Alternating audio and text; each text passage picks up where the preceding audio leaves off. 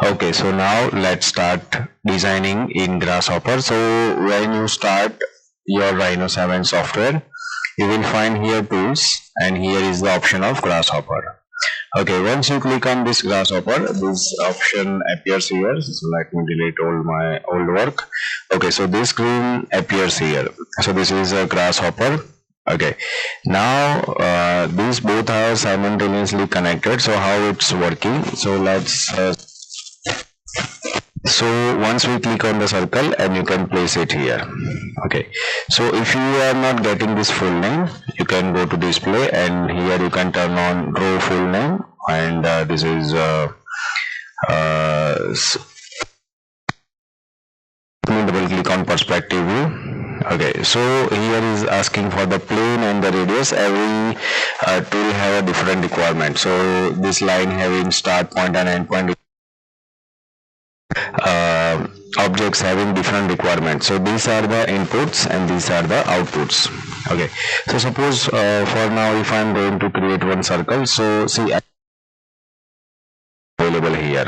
Okay, so for now I have just turned on my grid snap option, and I'm just checking my linear dimension from this point to this point. So see, it's 2. So why I'm measuring this dimension? Because this is only preview. This is not generated final object.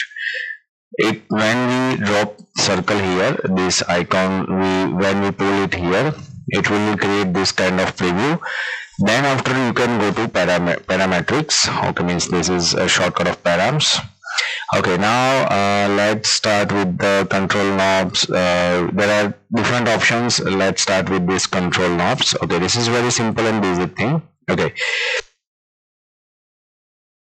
connect it with the input of this portion. Okay, so let me create one point, means we need to click left mouse button to this point and drag and drop here. Okay, so this way we are connected with this radius option. We have just we can use now this as a, see, it's like volume button. If we rotate it, its diameter is getting, its value is getting changed. So when I connected, it was 0.25, so circle was becoming 0.25 mm. Now if I'm going accordingly. Okay, so see, this is jumping with the, if you want to jump only for some particular values, if you want to jump only in single decimal, so just right click over this option, this knob, just click on this edit option, and you can change here, say its minimum and maximum value.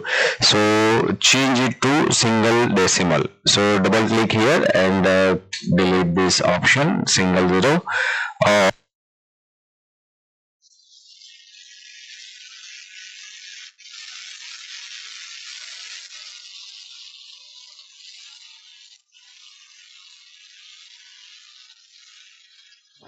Change them by double clicking there, and you can also see its result on this now. So see, it's now become single decimal, and now if you change, it will jump 0.2, 0.3, 0.4. So it's jumping with the single point. And if you change it to 0 decimal, so it will jump on 3 to 4, 4 to 5. So it's like, when I rotate full turn, it will only generate, means it will jump to 4 to 5, means without decimal value, round figure. Okay, so this is the way we can create the circle, and with the use of this this knob, control knob. So you can say here its full name.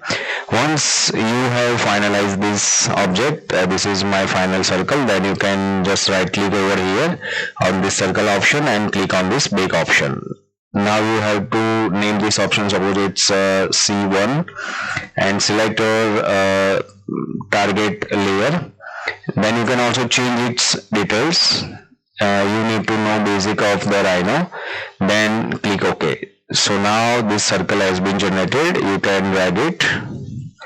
Okay, again, this is this is available for second circle, so you can create multiple circles. If I want to create one circle with the 4 or 3 circle, so just roll it, right click here, bake it, and you here see it's C3 You can also give this kind of name and just click on this layer 1. Okay, so it's generated. Now you can also drag and drop to here.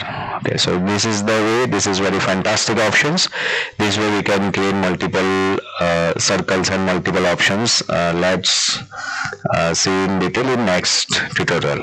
Thank you.